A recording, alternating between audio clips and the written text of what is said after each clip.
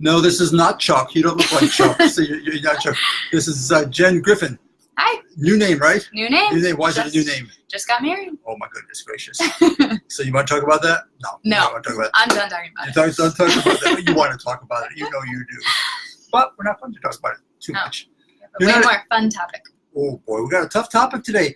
And you know, some of you moms and dads, you got your little kids, you got your adolescent kids. I have an adolescent daughter, adolescent son, and they're spending a lot of time on their iPhone or their internet stuff. Mm-hmm.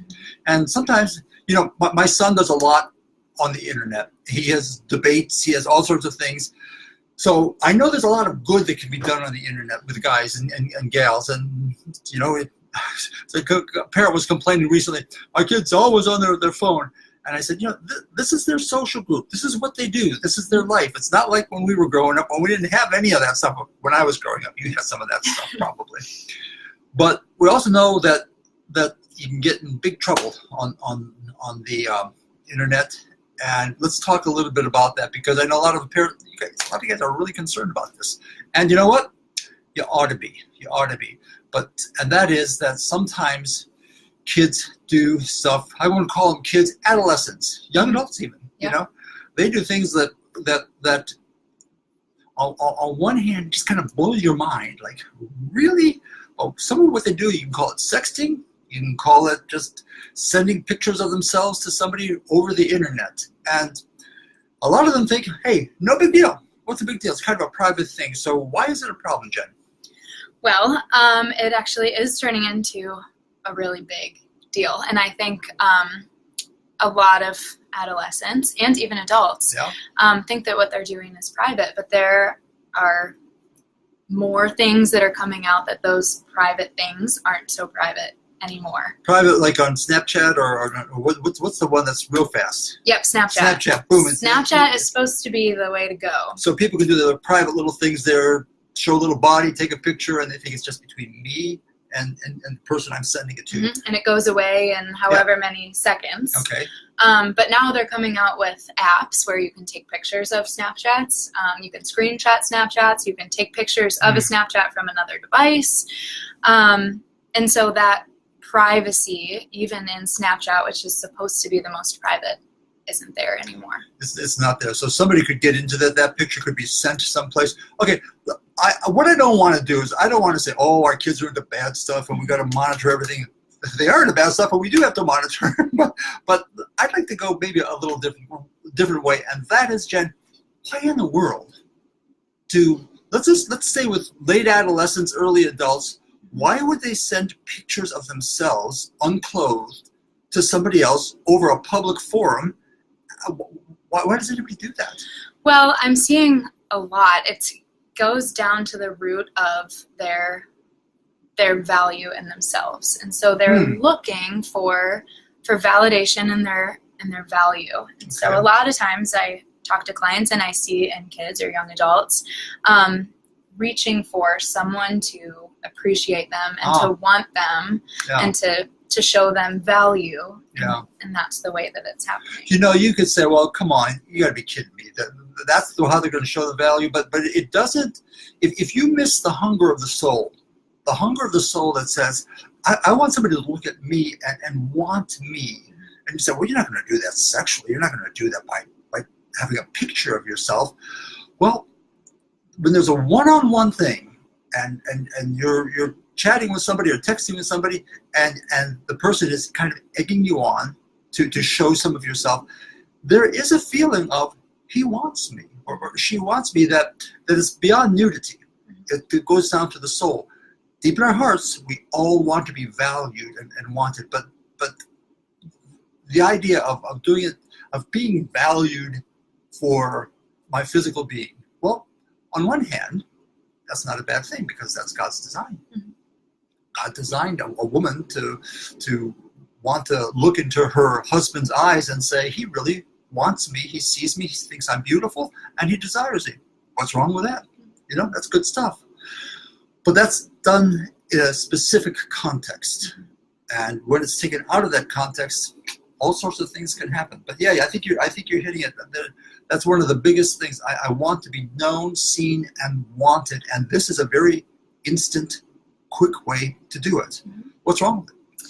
Well, I think that's the problem, is it's instant and it's quick. And after that just physical wanting, it doesn't go much deeper than that. And so you're left with an emptiness after just a physical snapshot of who you are, and it doesn't go deeper than that most times. Okay, so it doesn't go deeper than that.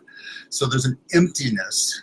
You've seen me, and whatever adrenaline hit or whatever was accomplished that way. Then what? Mm-hmm. Then what after that?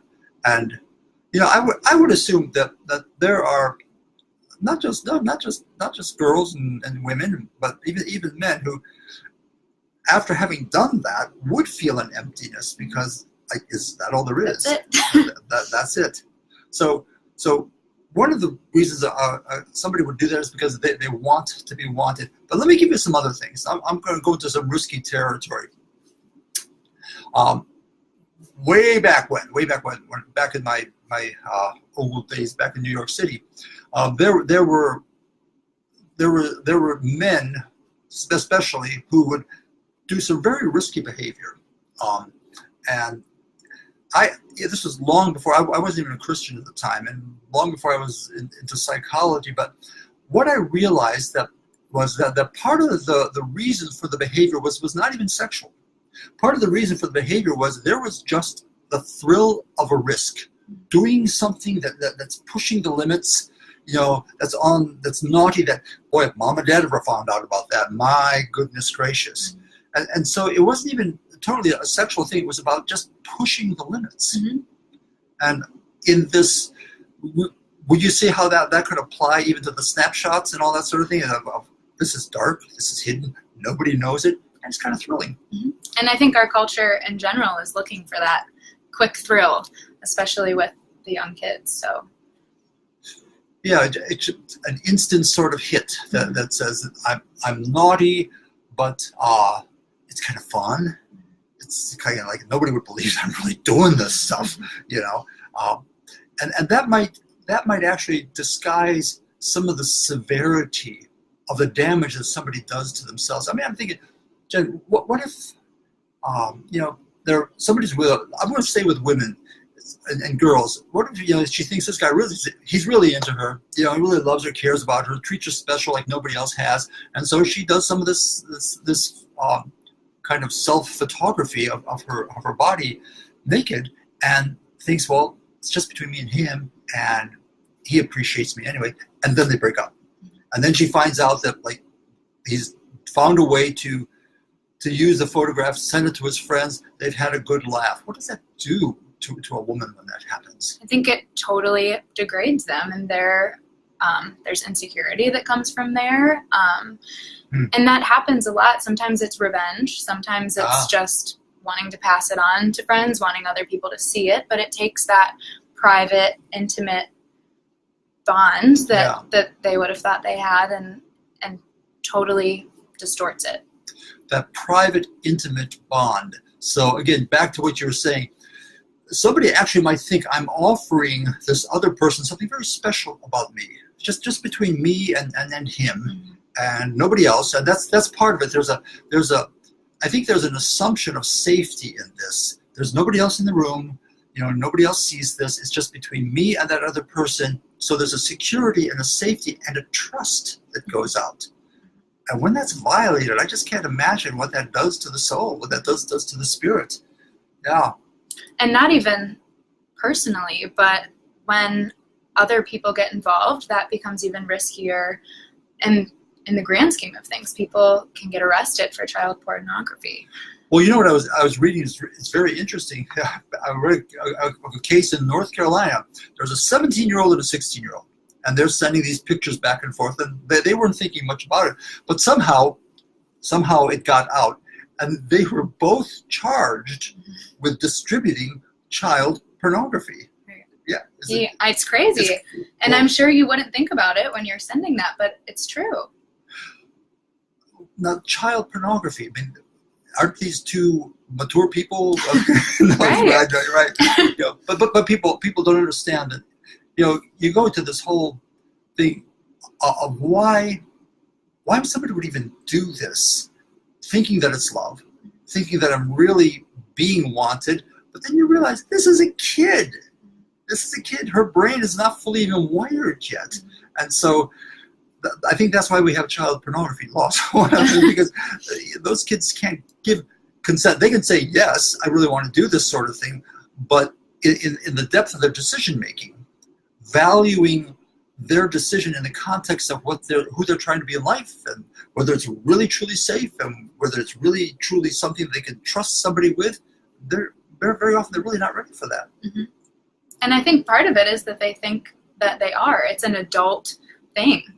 Being naked, showing naked pictures, that's something that's an adult thing. So maybe it makes them feel more mature, more adult-like their relationship is adult-like. And they're even if their bodies have developed to the point where they appear to be adult, that doesn't mean that emotionally or intellectually or morally decision-making wise, that they're really at that point. Hey, you guys, we've got some people texting in here. Love this message. Okay, nice to see you, Jen. So, got some homies in there, huh? Okay. If you have comments on this or you have any questions about this, you can text in here on this. We're going to go several more minutes, so feel free to do that. Try to get in on the camera. Got some feedback. You guys aren't doing this camera right. This is not Chuck again. If you guys are just tuning in, Chuck is out. So this is our third live webcast for North Coast Family Foundation. So. Did you pick this subject? I did not. You just was assigned to Nope, just found out. So, but it's a good one. It really is. I'm reading an article here in Christian Counseling Magazine. Just what you're saying, their thinking might be. There's a desire underneath the behavior, and parents who are catch their kids with this, or counselors who catch their kids with this, if they miss the desire under the behavior, all the kid's going to feel is shame, ridicule, and I've been told that I'm doing something wrong, and they may go even more deeply into it.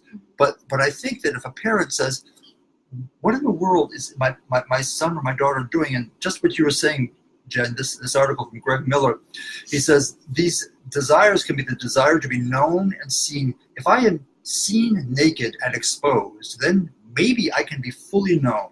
I can be fully known. Or another need is the need to be chosen. To be chosen is to validate a person's specialness. So what we long to hear is we are so special that we are chosen.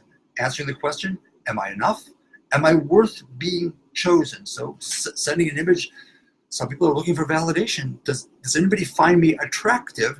And physically is one of the easiest ways to have a quick response to that. Mm-hmm. And I think especially in our culture, that is a lot of times with social media, how people are being portrayed as it's physical.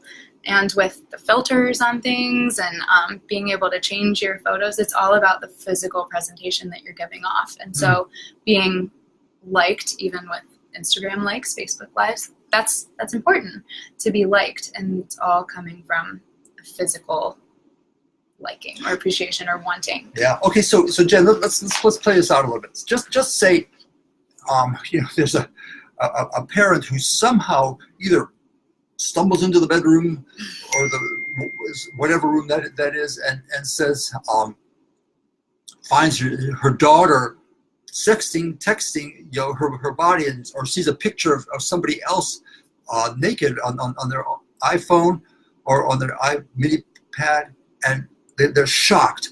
What do they do? What's the first thing that a parent needs to do with that? Well, I think you hit that, is find the root of what's going on. That's not the first thing. Yeah. But I think with kids who are doing that, they're looking for something. And so being able to kind of have that in the back of your mind, that there's something there that they're missing. And so instead of immediately going in and scolding them and telling them that they're bad, and that kind of furders that desire in them that they're not good enough. And so being accepting of the fact that they're lacking something. Sure. And I think with all kids and with all really hard topics, it's important for a kid or an adolescent to know you're not bad, you're making a bad choice. Okay. It's not something that's bad that you Your are person right, isn't bad. but you're making this Yeah. choice that's a wrong choice. And so starting to talk to them about why and what's going on there. Yeah, I know. As you're talking, I'm thinking that there's two other things that I would add to that. Mm-hmm. And one is, if a parent stumbles on their child doing this, they may be thinking this may be the parents' first introduction to the fact that, hey, their kid's a sexual kid. You know, my kid's not this little, softball playing or soccer playing or orchestra playing kid, but actually they have a sexual nature, and the parent may have never addressed that in the child. May have never addressed that in the child, and so they're kind of like, what do I do with this? Well, obviously, if somebody's hearing this and they're saying, oh, that could be me, one of the things that I can only urge you to do is understand that your child has been created in their nature by God as a sexual being, and it's huge. It's huge, and more than likely in our culture, they've learned that sexuality plays out primarily through physicality and eroticism. And of course, we as parents, you're not there yet, but we as parents have this incredible, wonderful opportunity to say, yes, you are a sexual being, but there's so much more to your sexual identity, your feminine identity, your masculine identity, than just the erotic physical part of sex. And so I want to do that before I discover this. Right. So the second thing is, and quite sadly, I think there are parents who kind of see some of this stuff as so normal. It's just what everybody's doing, that they even see that for their kids. And so can you imagine somebody stumbles into their kid's room and sees them texting or sexting, and they say, well, I know everybody does it, honey. Just be careful. Be careful that you're not going into bad places with this, that the other guy's not sending it someplace. But they're never saying there's something fundamentally dangerous and harmful to your soul in this process. So parents have a big job with that. Yeah. And I think that's a big part of it, is that it's not just the fear of getting caught or that child pornography arresting thing. It's not just getting in trouble. Yeah. It's the fact that your soul's in trouble. There's something deeper than just be careful with it, make sure you know what you're doing, be safe. It's more than that. Yeah. Okay, somebody writes in, somebody you might know, if our child tells us that a friend or schoolmate is doing something like this, what do we do with that information that will help the child and not bring embarrassment to the child or the family? Well, that interesting little add-on there, not bring embarrassment. This is an embarrassing thing. I mean, there's going to be an emotional response. There could be a shaming response where you bad, filthy sort of thing. That's not what we're looking for. I don't know how a child would not feel, though, somewhat embarrassed by this. So that's going to be part of it. It's going to be awkward is what I'm trying to say. Right. And it goes along with your comment about the thrill. They know when they're sending it that it's scary. It's something that's dangerous. There's a thrill to it. And so there's going to come shame if it becomes discovered, because they know. The darkness comes to light, and now you see that, I'm not quite who you thought I was. Yeah, that could be really embarrassing. But okay, you do school counseling. You work with adolescents, high school kids. So a child comes home and says, our friend here, she's doing some things and she's sexting, and the guy is probably distributing it, and I'm just so afraid for her, but I don't know what to say to her, or I don't know how I can protect her. Should we tell her parents? What should we do? Do you have any thoughts on that? Well, that's really hard, because then it becomes a legal issue if it's underage, and so you don't want to get that person legally in trouble, but you want to be taking care of their soul. And like we said, there's obviously something deeper if they're sending those images looking for that validation. And so being able to talk to them about what's going on underneath that. But would you go to their parents if you're not getting? If I'm a parent, if one of my children came home and said, this is going on here, what's my responsibility? What do I do? Right, and there is a responsibility because it's a big deal. So I think going to that adolescent first.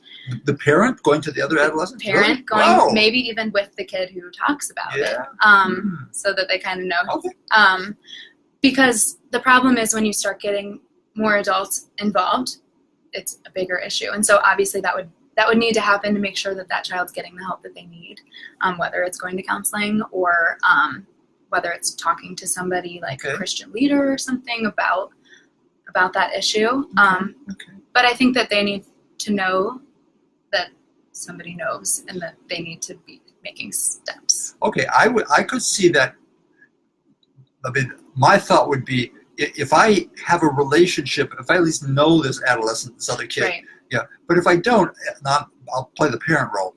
If somebody saw one of my kids doing that, anybody's capable of doing that. So that's the surprising thing. Oh, my daughter or son would never do that. Oh, right. I would want them to come to me. I would want the parent to come to me and say, "Hey, Mike, you know what? Got some bad news here, but I care about you, care about your son, care about your daughter, and I just wanted to let you know." And I'd say thank you very much. I mean, it's not pleasant news, but I have a chance to sit my kids down and say, "Hey, guys, we got to look at this. Something's going on here, and I want to be part of the redemption of this." Absolutely. And I don't want to just send it to all the other folks who I don't know what they're going to do with it. But so absolutely. I would definitely want to see that happen. Hey. Yeah, I would say it depends on the relationship with that child. If you are a parent and it's your child's best friend or something, and you have a really good relationship and they view you as somebody who's helpful, then yes. But absolutely, getting a parent involved who can talk to their kid about it. It'd be really irresponsible to just let it go. Just let it go, because this is powerful stuff, and it's. I think especially along with guys too, but especially with young women, young girls who can be very, very vulnerable, and who, if they are shamed and somehow demeaned by this, if they don't measure up, or if they're misused by this, it's not quite the same as active sexual abuse, but it certainly attacks the soul and the feminine nature and their whole view of what it means to offer themselves in a healthy, godly way to eventually their husband. So it's very potent stuff, very, very powerful stuff that we need to be thinking about, understanding, and working on. So we're going to wind down. Thanks for listening, Jen. You got through it. You did a great job. Hey, I'm going to talk about this today. Yep. Yes, you sure are. So we're from North Coast Family Foundation. We'll be back next Monday again. So we're going to end this video. So thanks for listening. Bye. And do you want to end this? Yes, I do. I want to end this.